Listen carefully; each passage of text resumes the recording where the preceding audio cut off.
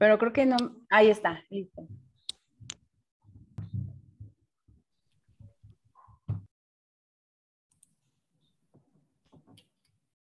Bien, pues vamos a dar inicio a esta tarde de café universitario, que como saben todos ustedes, en el marco de las actividades de la vida académica de la Universidad de Jalapa, a través de su Vicerrectoría de Educación Virtual y Mixta, pues el día de hoy tenemos en este café universitario una charla muy interesante.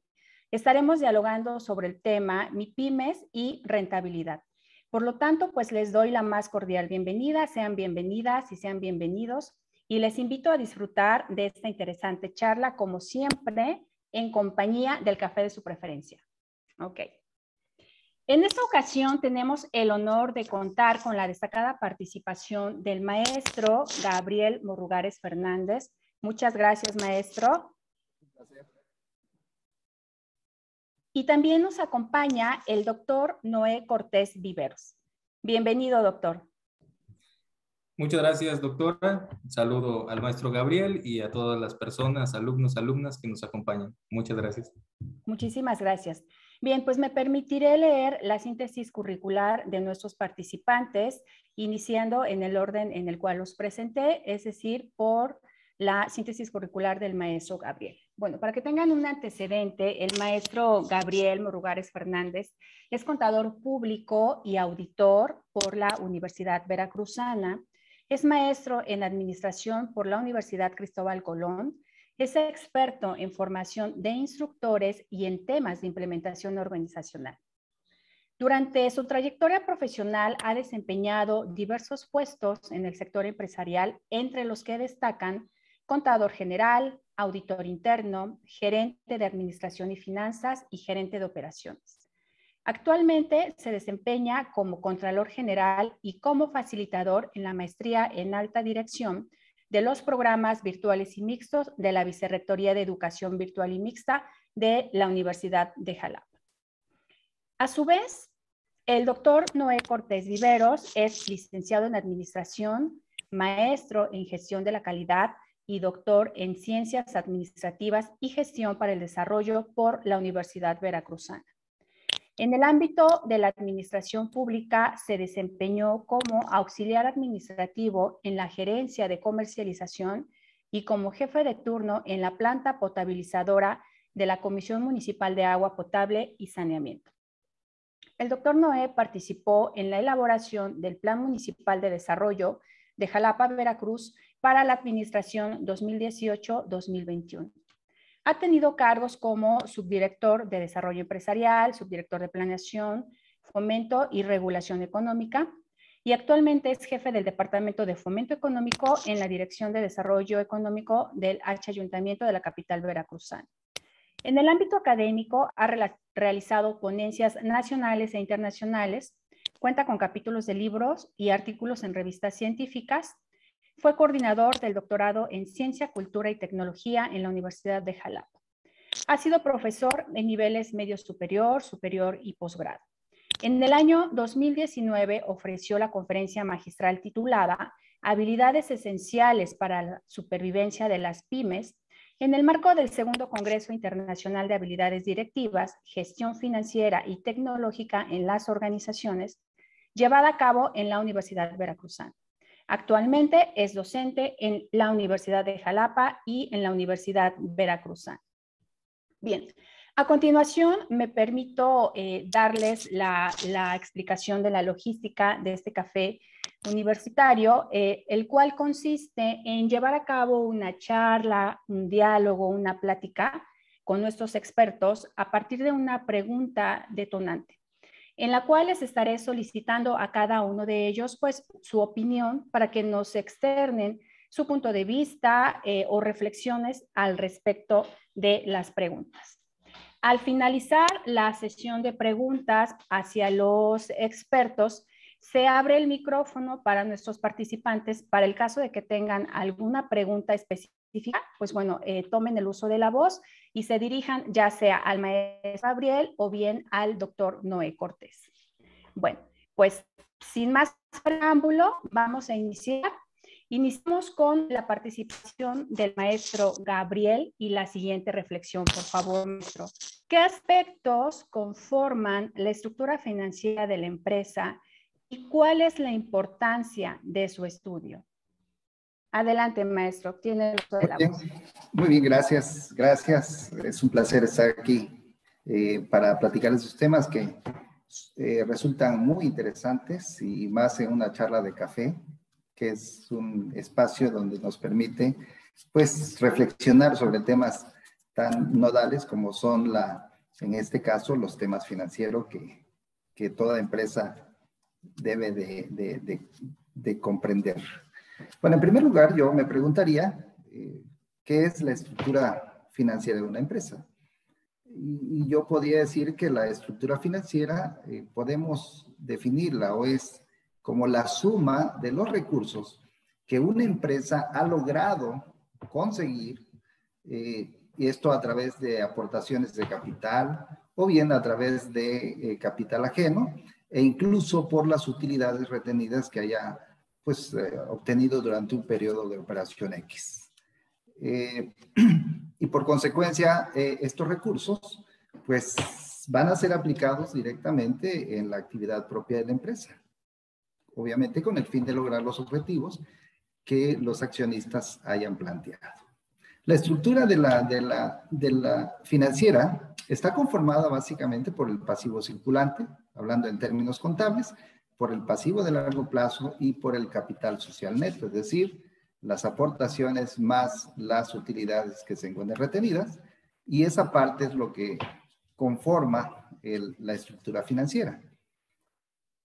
Si viéramos un balance general, estas partidas se encuentran del lado derecho del balance general. Es decir, toda la parte de pasivos y capital es lo que se le conoce como la estructura financiera. Es importante aclarar que dentro de la estructura financiera existe la estructura de capital, que en muchas ocasiones pues hay una confusión al manejar estos términos porque se considera a veces que es lo mismo, pero no. La estructura de capital está conformada básicamente por el capital de largo plazo y por el capital social.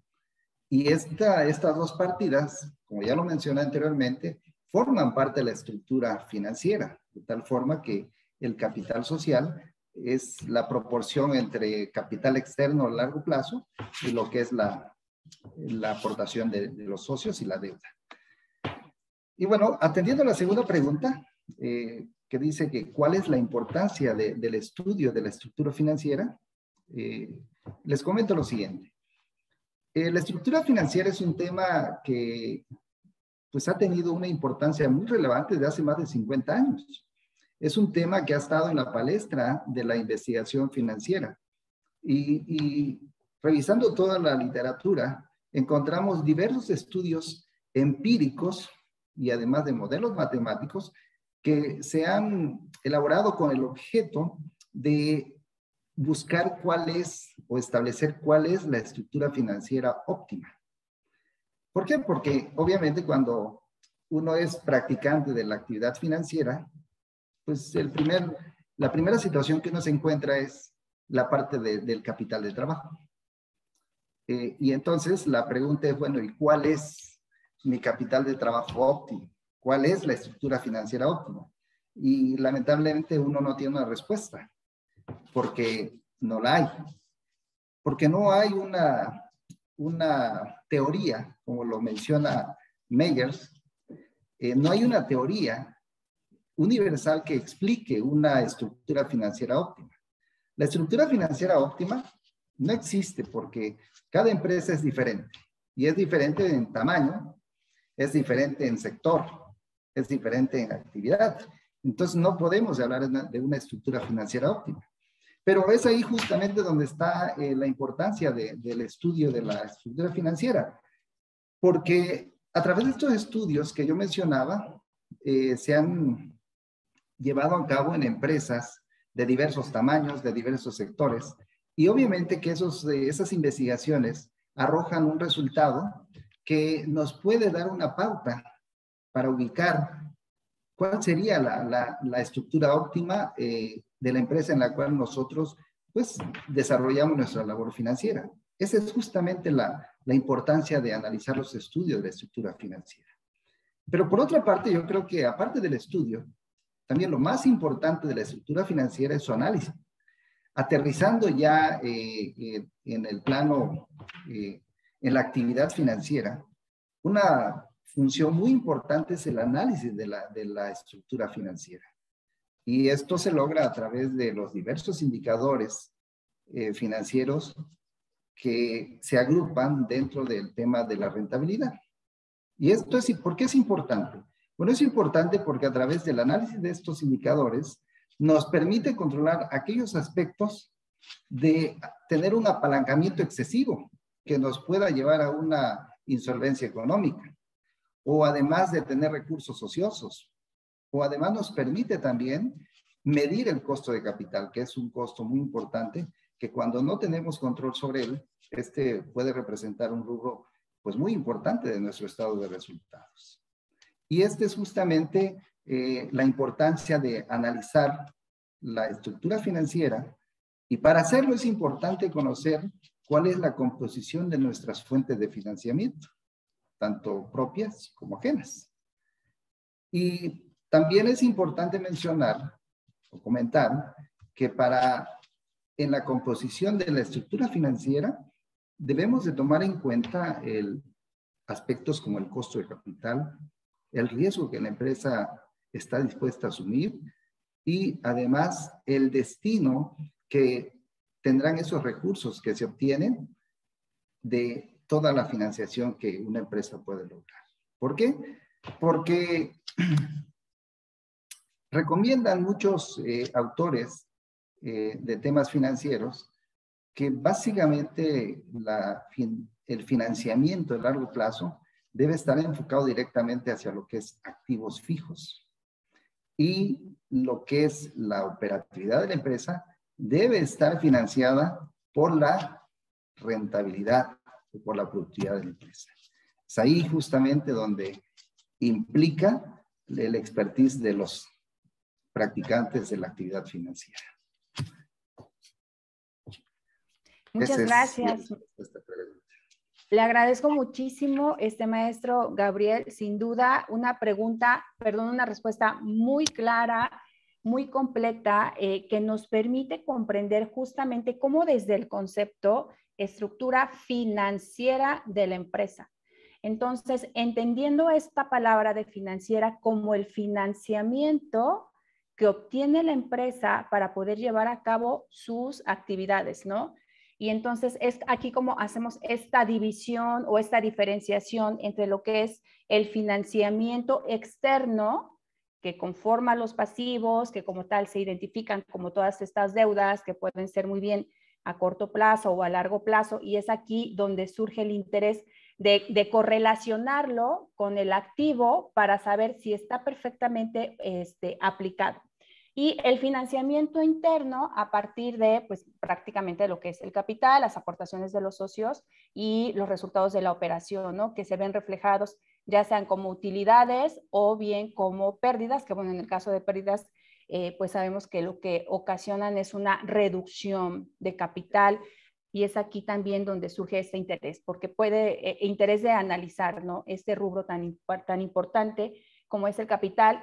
Y pues también coincido justamente que no existe como una fórmula mágica, ¿no? O sea, cuando se va a hacer un estudio o un análisis financiero para poder rastrear o identificar de manera inmediata. O sea, debe ser esto enfocado y deben ser estudios personalizados, de acuerdo a como perfectamente usted lo indicó, que ahorita la siguiente pregunta, el doctor Noé nos va a abonar un poquito a ello. Bueno, yo digo que mucho, con respecto a los sectores empresariales, su tamaño y los giros o las actividades a las cuales se dedican.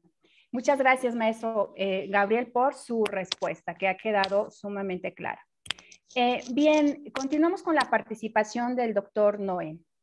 Partiendo, doctor, justamente de este contexto empresarial, el cual en México se categoriza o se segmenta pues por diversos sectores empresariales, los cuales a su vez se caracterizan por el número de empleados, por el nivel de ingresos anuales o por el tipo de actividades que realizan, como nos comentaba ahorita el maestro Gabriel. ¿Nos puede comentar, nos puede compartir o dar una explicación breve, doctor Noé, qué debemos entender por el acrónimo MIPYMES? O sea, es muy común en la literatura ver este acrónimo MIPYMES, pero ¿qué debemos entender por MIPYMES?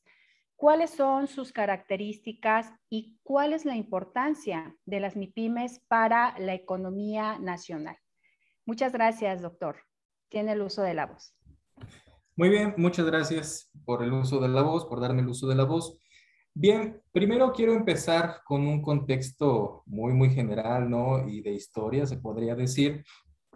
Antes de 1900, antes de la apertura de 1990 y tantos, antes de la apertura comercial, el gobierno miraba hacia las empresas paraestatales como tal. Posteriormente, se empieza a mirar, digamos, como que la oportunidad de salvar la economía a estas pequeñas empresas. Desde ese momento, cuando ya se les echa un vistazo y se dice, bueno, pues creo que por medio de las empresas pequeñas, nosotros podemos salvar la economía de México. Entonces, en los informes de gobierno se empieza a mencionar a la pequeña empresa. Posteriormente, digamos que va pues formándose el acrónimo con micro, pequeña y mediana empresa, lo que es MIPYMES. Y entonces, posteriormente, pues el mismo INEGI, para poder realizar las encuestas económicas, empieza a crear este constructo como tal. Se da cuenta, pues que de alguna manera, que cada empresa, así sea micro, pequeña y mediana empresa, pues pertenece a un sector. Y en este caso, bueno, pues mencionando los sectores, aquí en México principalmente voy a mencionar 3 sectores, que es la industria manufacturera, la cual se encarga de la transformación física, mecánica y química de productos, ¿sí? Esta es el 12% aquí en México. Posteriormente está la de comercio, que es el 48%. Bien sabemos que es la compra y venta al mayoreo y al menudeo de mercancías. Y por último, obviamente hay otras en las cuales no voy a mencionar porque está concentrado en un 2%, pero lo que es los servicios privados no financieros, que es un 38%. Entonces, se va construyendo este acrónimo como tal, entonces hay una cierta división que se hace con respecto a estos rubros, que es la industria manufacturera, ¿sí? El comercio, los servicios, y sobre esto se hace la división y la caracterización de micro, pequeña y mediana empresa. A su vez, pues también entonces para diferenciarlas, se empieza a hacer la diferencia entre, pues, cuánto es lo que tienen ingresos, ¿verdad? Asimismo, pues, cuántas personas emplean. Bajo estas circunstancias, pues podemos ver que la industria manufacturera en la micro, pues puede emplear desde cero, ¿no? Porque estamos de acuerdo que puede ser solamente el dueño el que está trabajando y que sería una microempresa, hasta 10 personas. En el sentido de cuánto es su ingreso, es hasta 4 millones de pesos, ¿sí? La mediana va de 11 personas empleadas hasta 50 y de 4.01 millones de pesos hasta 100 millones de pesos. Asimismo, pues tenemos lo que es la mediana, que va de 51 a 250 personas empleadas en la empresa. Por ejemplo, en Estados Unidos, para que sea una grande empresa, debe de ser arriba de 500 personas empleadas. Pero aquí en México, pues digamos que es más corto ese rubro, ¿no? Y con respecto a esa, a la recaudación, digamos, pues sería de 100.1 millones de pesos hasta 250 millones de pesos. En lo que es comercio y servicios, es exactamente igual en micro y pequeña. Solamente hay una diferencia en lo que es la mediana. En la mediana, en comercial, digamos que el emplear personas es de 31 a 100 y en lo que es la de servicios es de 51 a 100 personas. Si se da cuenta, ahí se emplean a menos personas y ya son consideradas medianas, ¿sí? De ahí para arriba, pues serían consideradas grandes. La importancia de estas aquí en la economía, pues es que aportan, digamos que el 52% del Producto Interno Bruto y emplean a un 70% de las personas en edad de trabajar.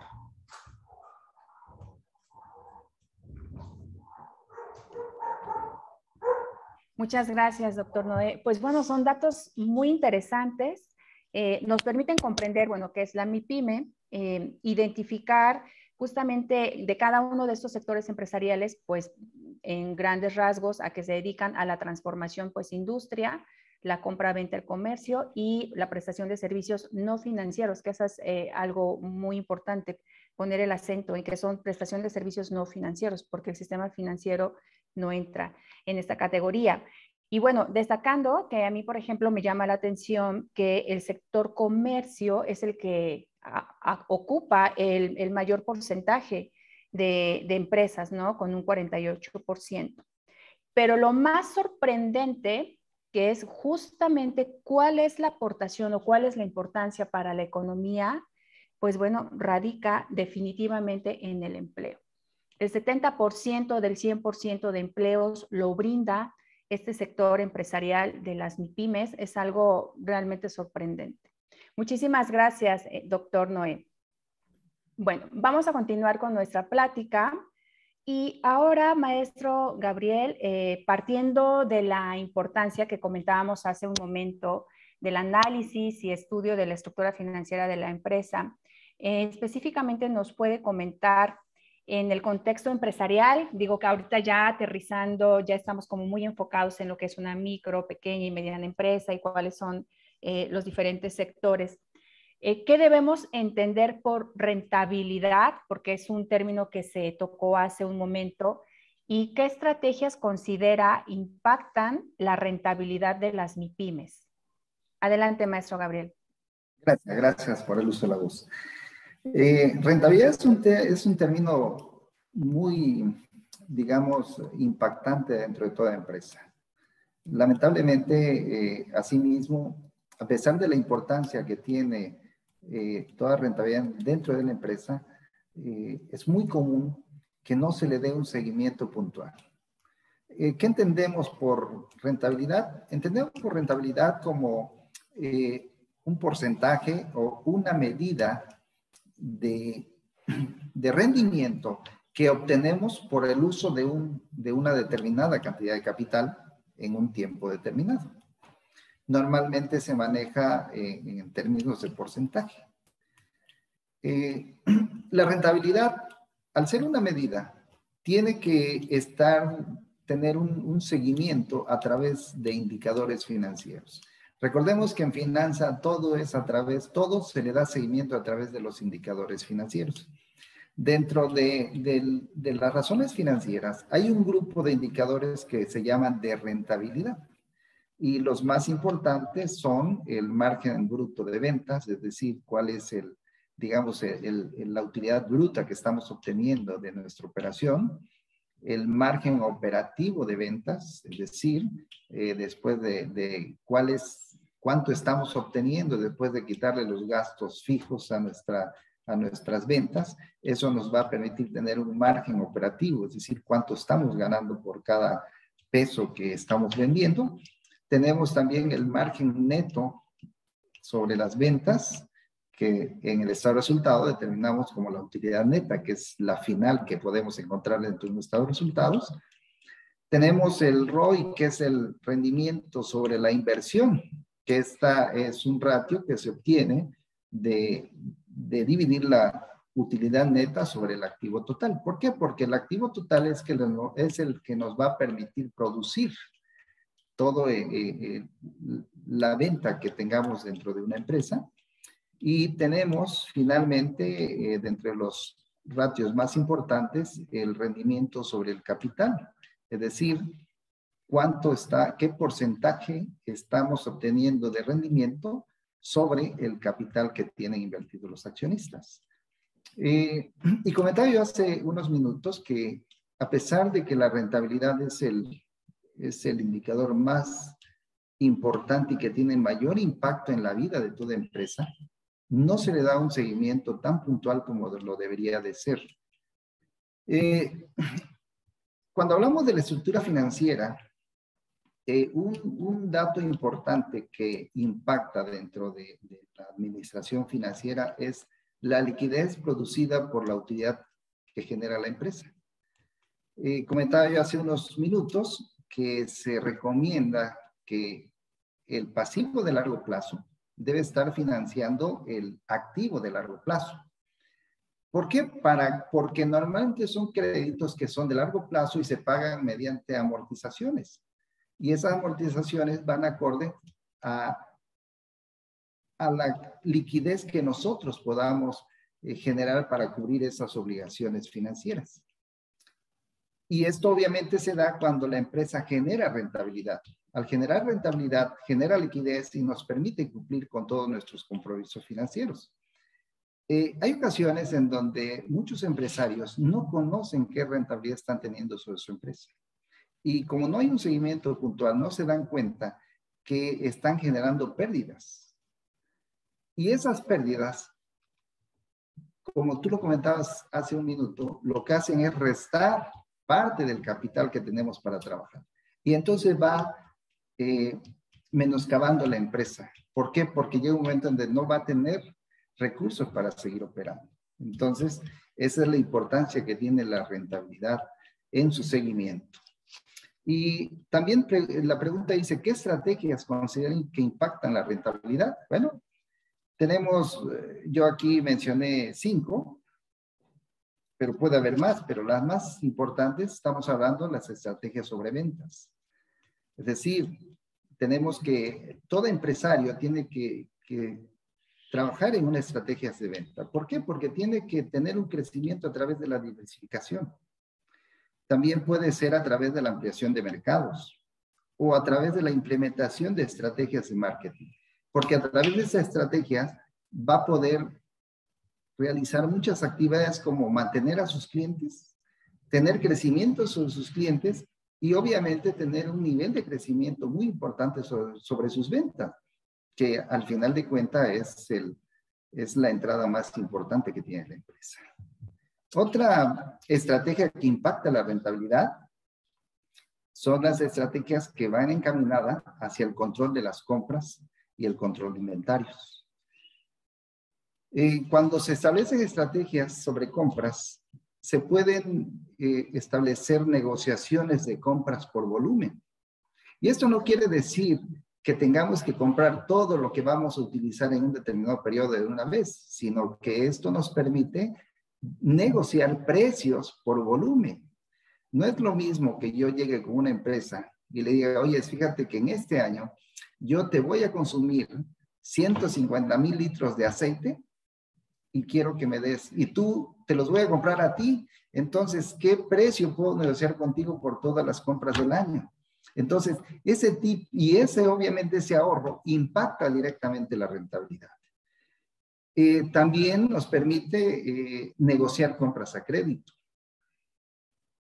¿Por qué? Porque si tenemos un crédito a 30, 40 o 45 días, nos va a permitir tener un margen de maniobras que nos permita operar normalmente la empresa. Y es importante también tener el control de los volúmenes de inventario. Ocasionalmente se comete el error de tener inventarios obsoletos o tener inventario de más. Y al final de cuentas el inventario es dinero que tenemos detenido. Entonces es importante trabajar sobre esas estrategias porque esas estrategias impactan de forma importante la rentabilidad al permitir, porque todo dinero detenido pues, tiene un costo financiero. Entonces tiene un impacto directo sobre la rentabilidad. Otra estrategia que impacta la rentabilidad son aquellas que van encaminadas hacia administrar adecuadamente los gastos. Y para mí esto se logra a través de una empresa bien organizada. Cuando hablo de una empresa bien organizada, implica que tendremos el personal necesario y adecuado. Hay empresas que tienen una plantilla de personal demasiado grande que a veces excede al personal que realmente es productivo. Y eso nos genera un costo o un gasto que impacta de forma directa la rentabilidad de toda empresa. Si tenemos una empresa bien organizada, existirán procesos adecuados y eficientes. Entonces eso nos permitirá tener un menor costo en la producción de nuestros productos o servicios. Y eso impacta lo que es la rentabilidad. Si una empresa bien organizada logra financiamientos a bajo costo de capital. Hay empresas que no manejan una adecuada administración de los pasivos y a veces andan comprando la materia prima con tarjetas de crédito. Una tarjeta de crédito tiene intereses anuales arriba del 25%.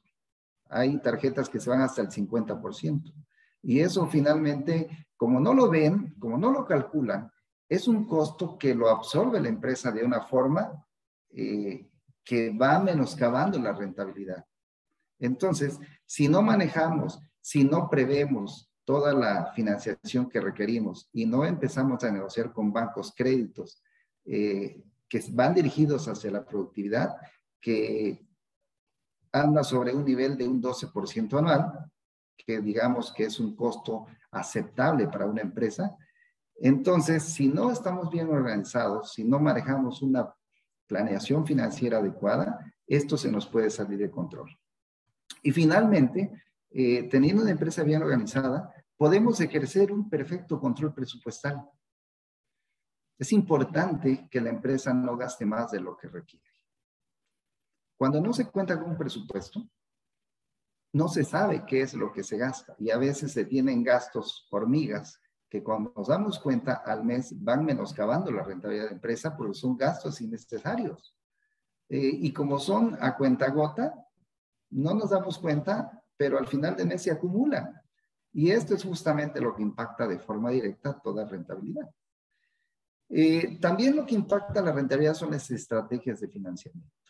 Aquí entra mucho lo secundario de las tarjetas de crédito. O sea, debe haber una estrategia de financiamiento que nos permita seleccionar la fuente de financiamiento que se adecue a nuestra operatividad. Y no solo a nuestra operatividad, sino que también se adecue en términos de costo de capital. Porque un crédito caro, pues va a impactar de forma directa sobre nuestras utilidades. Y otro aspecto también es la estrategia de inversión.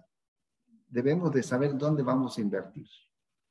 No es invertir por invertir, es invertir aquello que nos va a producir, aumentar nuestra productividad. Y esa productividad seguramente nos va a generar una rentabilidad que va a apoyar el crecimiento y la solidez de toda empresa. ¿Sí? Eso es justamente la importancia que tiene la rentabilidad. Vaya, de una sola palabra, todo el mapa mental y el mapa conceptual que nos ha logrado ahorita explicar y que además tiene toda la razón. O sea, lamentablemente, bueno, me puedo atrever a decir que tal vez, y voy a hablar solo de las microempresas, que las que llevan la contabilidad generalmente la llevan, pero para efectos fiscales, porque les sirven de base para hacer el cálculo de los impuestos.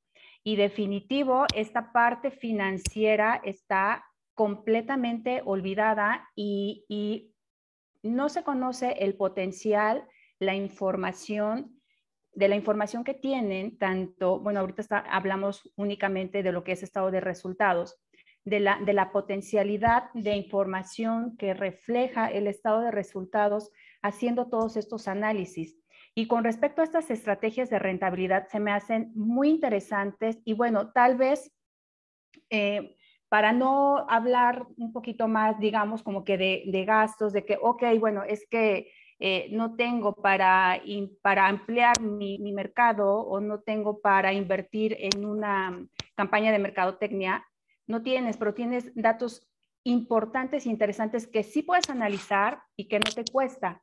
Por ejemplo, retomando este dato de las ventas, que es sumamente importante, que se relaciona justamente con el análisis del margen bruto, en donde se hace esta comparación de lo que son las ventas menos tu costo de ventas, y ahí obtienes justamente cuál es tu porcentaje de utilidad.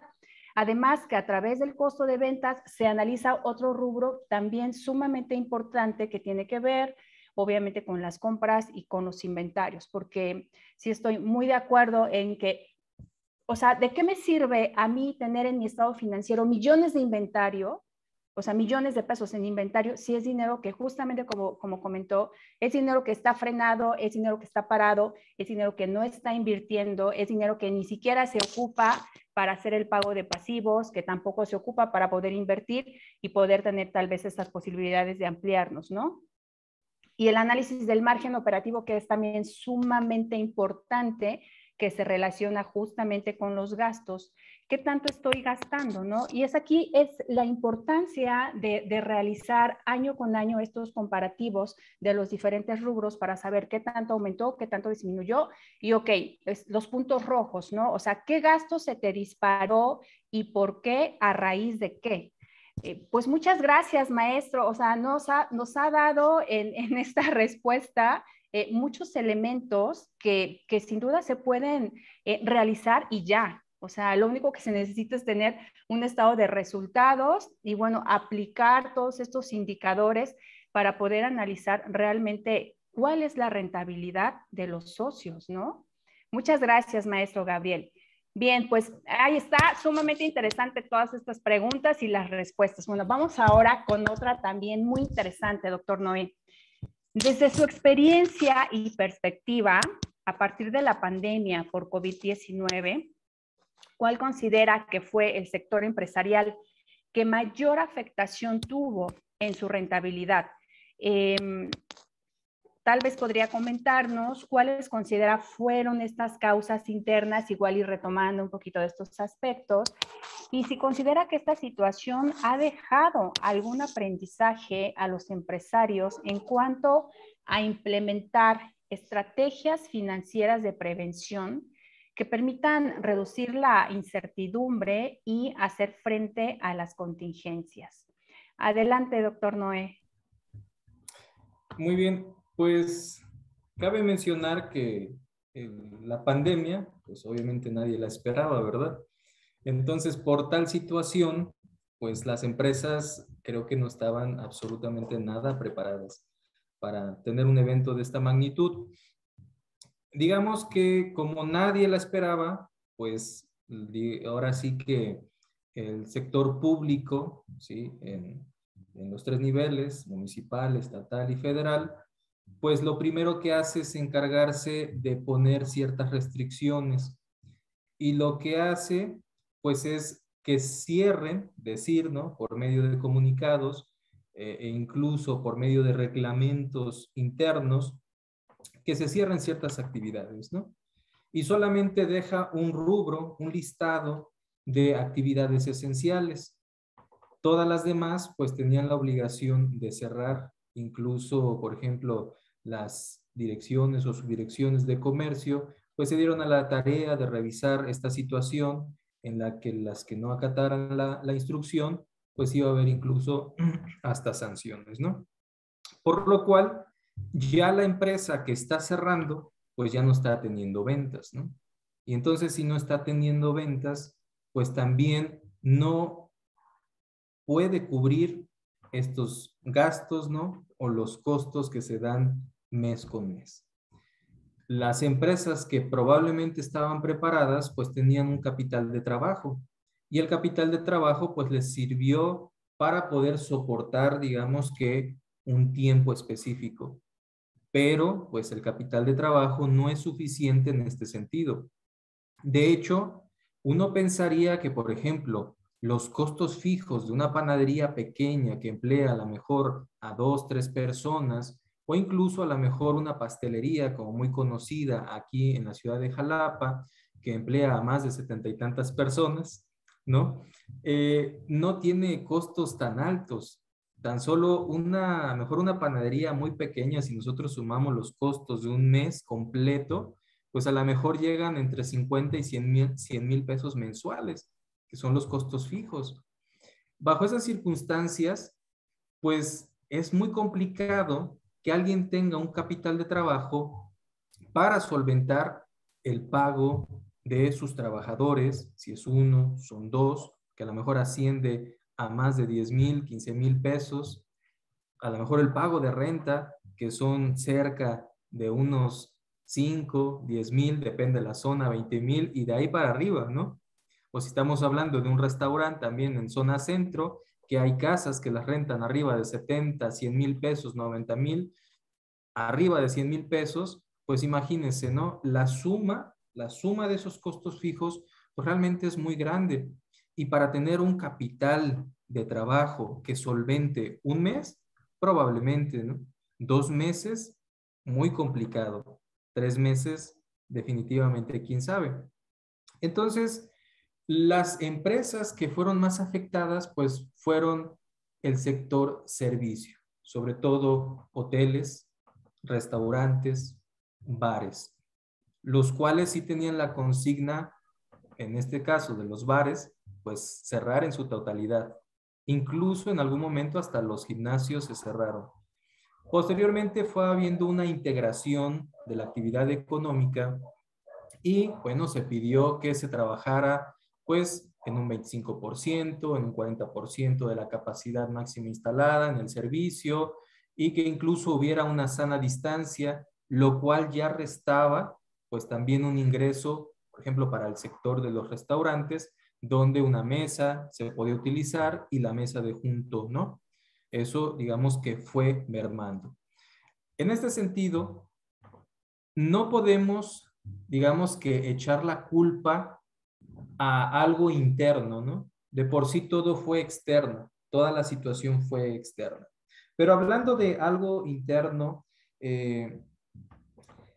principalmente considero que las empresas y sobre todo las micro, pequeñas y medianas empresas han sido estudiadas por medio de su carencia. ¿Qué quiere decir?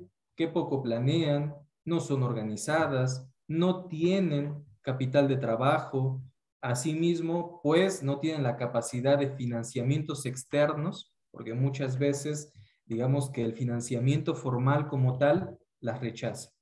Entonces, en este caso yo considero que las MIPYMES en sí tienen capacidades esenciales, capacidades básicas, capacidades de improvisación.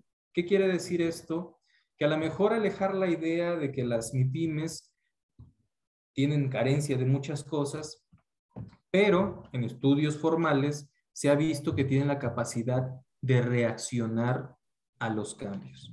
Y en ese sentido, creo que muchas de ellas fue que se hicieron de esta habilidad muy pronto, de poder, a lo mejor algunas, trabajar a distancia, empezar a utilizar plataformas de venta, ¿sí?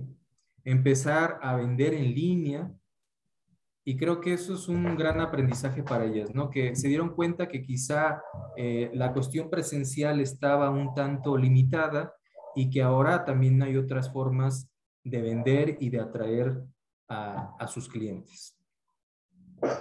Es cuanto.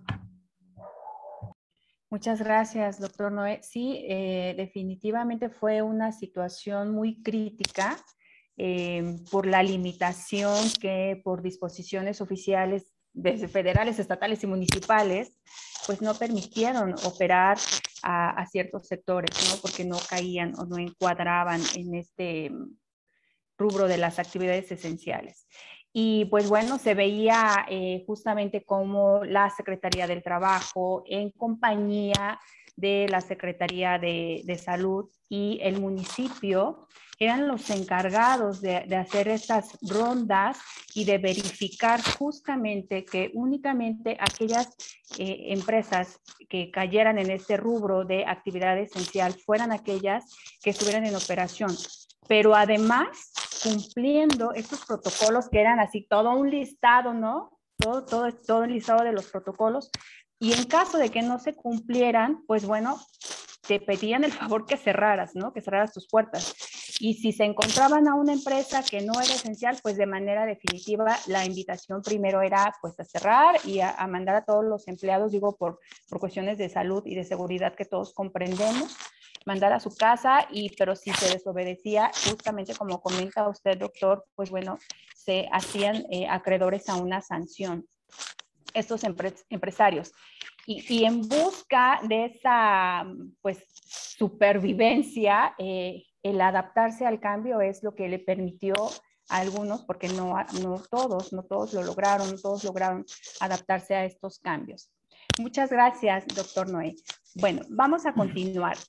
Maestro Gabriel, hablando de este tema de salud financiera y ahorita reflexionando la respuesta del doctor Noé y de sí, está bien, vivimos una situación de contingencia en la cual pues nadie estaba preparado. Pero hablando de salud financiera, usted sabe que justamente de lo que hemos estado dialogando en este apartado del capital social, hay un rubro específico que se llama reservas de capital. Y bueno, sirven justamente para hacer como frente a estas contingencias. Pero tal vez abonando otros temas, ¿qué elementos pueden conformar una estrategia financiera que pueda adoptar la empresa y sobre todo que pueda implementar una MIPYME para que pueda partir de esta experiencia que ya tuvo y obtener este conocimiento que, bueno, ya sabemos que se adaptó, ya sabemos que se sometió a reglas, pero ¿qué puede hacer desde su interior para cuidar esa salud financiera, pero sobre todo estar preparado para poder hacer frente a contingencias? Adelante, maestro. Gracias. Pues sí, es un tema muy interesante porque hoy vivimos tiempos inéditos, tiempos que a las empresas las han puesto en el jaque mate. ¿Por qué? Porque muchas empresas pues no se esperaban toda esta debacle de esta pandemia, que ciertamente ha tenido una incidencia totalmente negativa en la en la financiación de todas las operaciones de las empresas. Si vemos los elementos que conforman una estrategia financiera, debemos tomar en cuenta, obviamente, el capital de trabajo requerido. Debemos también la parte de la estructura financiera y el nivel de endeudamiento que toda empresa debe tener, porque retomando el tema que comentaba el doctor Noé, pues hoy en día muchas empresas han suplido la falta de ventas con financiamientos. Y eso, lejos de ayudarlo, ha empeorado su situación, porque llega un momento donde no tienen con qué pagar esas deudas contraídas. También es importante considerar el costo de capital. Es un rubro muy importante que lo hemos venido comentando a lo largo de esta charla. El costo de capital muchas veces no se toma el tiempo de calcularlo. Y nos llevamos sorpresa que traemos costos de capital arriba del 15%. Muy alto. Un costo de capital, digamos, promedio aceptable debería rondar alrededor entre el 10 y el 11% anual, que digamos que es un porcentaje aceptable. Otro factor que se debe tomar en cuenta es el ciclo operativo. Es decir, ¿cuánto tiempo tarda la empresa desde que invierte el primer peso en comprar la materia prima hasta que vuelve a recuperar vía ventas, o más bien la cobranza de la venta, el dinero? Ese indicador, normalmente las empresas no lo saben. Y es ahí donde entran en un desfase en el ciclo financiero con el ciclo operativo. Porque si conocieran el ciclo operativo, sabrían prácticamente cuánto tiempo requieren liquidez para operar, que es el tiempo que tardaría en regresar el dinero que invierten por primera vez. Y podían medir de una forma muy eficiente el tiempo del uso del financiamiento. Y pudieran medir cuándo pagarlo y cuándo volverlo a... Es decir, cómo administrar ese financiamiento revolvente que les permitiría cubrir ese ciclo operativo. De igual forma, se deben de tomar en cuenta el costo operativo, los niveles de ventas y, por supuesto, las inversiones que se tengan que hacer en activo fijo. Esos son los elementos que se deben tomar en cuenta o que conforman una estrategia financiera. Y con relación a la pregunta, ¿qué estrategias podemos considerar que una MIPYME puede implementar? Te podría comentar que lo ideal sería que implementara una planeación estratégica. Sería lo ideal. Porque una estrategia financiera es una parte de la planeación estratégica. O sea, la planeación financiera se tiene que hacer a lo último de la planeación estratégica. Es porque si nos vamos al proceso de una planeación estratégica, digamos, tienen que hacer su auditoría externa, su auditoría interna, tienen que hacer, después de hacer la auditoría interna, tienen que hacer una revisión de su misión, de su visión. Después, todo eso lo tienen que amalgamar y elaborar un presupuesto. Después de ese presupuesto tienen que determinar su flujo efectivo. Y hasta ese momento es donde entra justamente la planeación estratégica. Pero obviamente que para muchos empresarios una planeación estratégica pues es una utopía o es algo que no entra dentro de ese vocabulario. Entonces, una MIPYME, si no implementa una planeación estratégica, debería implementar el control a través de la elaboración de un presupuesto. Es decir, tendría que entrar en un proceso de planeación de las utilidades, planear sus utilidades. ¿Por qué? Porque justamente a través de un presupuesto es como ellos van a poder vislumbrar el futuro desde el punto de vista de liquidez, porque sabrán qué nivel de venta tendrán en ese futuro, sabrán cuál será su costo de producción, sabrán cuáles son sus costos operativos, y entonces eso a ellos les permite medir el precio de venta que establecen en sus productos por una parte, y por la otra parte sabrán si el costo de venta o el margen de utilidad operativa que les genera su venta es el aceptado de acuerdo a las necesidades de esa empresa. Porque es ahí donde entra el descuido. Cuando no se tiene esa información, no se dan cuenta los empresarios que se va disminuyendo su capital de trabajo a través de que se le reduce su margen de utilidad. Porque a veces ni siquiera toman en cuenta el índice inflacionario. Dijera, por lo menos lo toman en cuenta, pero tampoco lo toman en cuenta. Entonces, yo creo que la estrategia de control a través del establecimiento de presupuesto puede darles información que les permita guiarse día con día, porque el presupuesto se le tiene que dar un seguimiento diario. No es un seguimiento mensual, no es un seguimiento semestral, no es un seguimiento trimestral, no es un seguimiento anual. El presupuesto tiene que dársele un seguimiento diario. Porque si uno lleva el seguimiento diario, puede estar tomando decisiones en el día que van a corregir las actuaciones de todo un mes. Si esperamos que termine el mes para tomar una decisión, ya ese mes estuvimos tomando decisiones equivocadas que tienen un costo para la empresa. Y si no se conoce, cometemos el error de tener un impacto negativo en la rentabilidad. Y obviamente que al establecer un presupuesto, tendrán la información suficiente para generar el flujo de efectivo, que eso les va a permitir conocer el nivel de liquidez que requieren para cumplir con toda su operatividad y con todas las obligaciones que se derivan de los financiamientos externos. Cuando ellos tengan ese flujo de efectivo, el empresario puede planear. ¿Y qué va a planear? cómo va a hacerse de recursos para financiar en los momentos de vacas flacas, como se dice coloquialmente, porque hay temporadas donde las ventas bajan y toda empresa requiere una liquidez para seguir operando. Y teniendo un presupuesto de flujo efectivo, podemos ubicar los periodos en donde necesitaremos financiamiento y con tiempo se pueden financiar.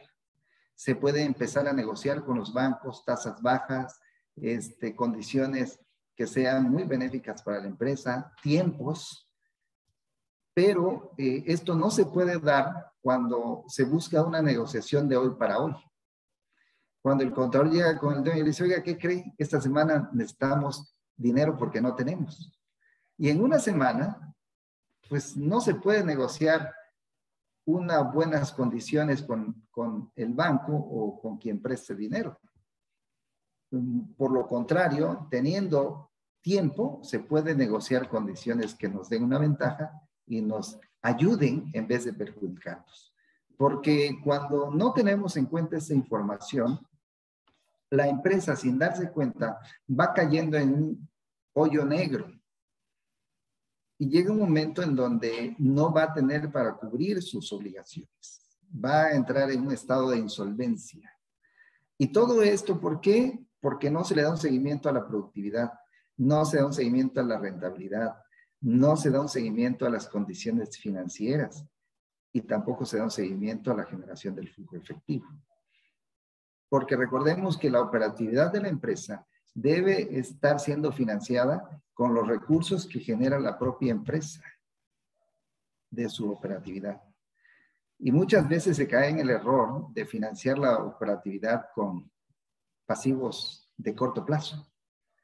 Se tiene que pagar dentro de un mes. Y si no logras las ventas, difícilmente lograrás el flujo efectivo y difícilmente podrás hacer frente a ese mes cuando te toque pagar el pasivo. Entonces son los errores que se cometen cuando no se cuenta con este tipo de información. Entonces yo creo que la estrategia que debe implementar una MIPYME es el control a través del presupuesto, para que tengan una guía, una brújula que les permita orientarlos en los momentos difíciles. Ese es mi comentario. Muchas gracias, maestro Gabriel, porque además nos explicó todo el proceso, ¿no? O sea, de lo que implica un estudio completo y tal vez enfocándonos, digamos, no en las MIPYMES, porque digo, como tal, una mediana empresa, pues ya tiene, digamos, de cierta forma, pues esta capacidad o esta solvencia para poder pagar a un especialista este tipo de estudios, este tipo de análisis, pero pensando tal vez en las microempresas, pues este análisis a través del presupuesto en el cual ve hacia el futuro y proyecta qué es lo que espera y además este cuidado diario que le permite ir haciendo estos ajustes, pues bueno, sin duda abonan al logro de los objetivos y abonan a estas palabras que se relacionan justamente a la eficiencia y a la eficacia, al ir cuidando de manera diaria las operaciones. Muchas gracias, maestro Gabriel.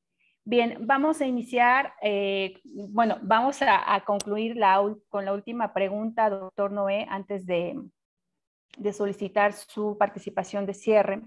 Abonando a este tema, doctor Noé, de salud financiera que nos acaba de comentar el maestro Gabriel, y hablando específicamente de pues, financiamientos para MIPYMES, ¿nos puede compartir datos de algún programa vigente que brinde apoyo financiero a las MIPYMES? Y pues bueno, ¿cuáles serían sus recomendaciones al respecto? Adelante. Sí, muy bien. El gobierno federal, y no quiero que esto suene a cuestión política o de colores y demás, pues ha implementado algunos programas, ¿sí? Programas del bienestar, y específicamente tiene el programa de microcréditos para el bienestar. Específicamente va enfocado a todas las personas que dirigen una microempresa.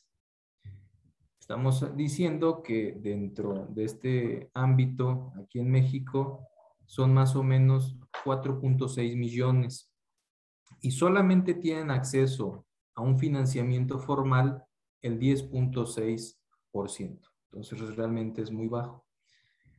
La idea es que estas personas que dirigen este tipo de empresas, este sector de microempresa, pues obtengan un historial crediticio para que posteriormente, como ya lo decía el maestro Gabriel, pues puedan obtener créditos mayores pues de empresas ya bancarias, no fiduciarias. En este caso, bueno, pues no voy a mencionar cantidades. Cualquier persona podría entrar ahí a www.go.mx y en este sentido encontrar las reglas de operación y poder participar para obtener un microcrédito. Asimismo, pues está el programa de Jóvenes Construyendo el Futuro, de jóvenes de 18 a 29 años que no han tenido la oportunidad para trabajar o no han tenido la oportunidad incluso para estudiar. En este caso, bueno, se les da una beca para que ellos se puedan incorporar al ámbito laboral.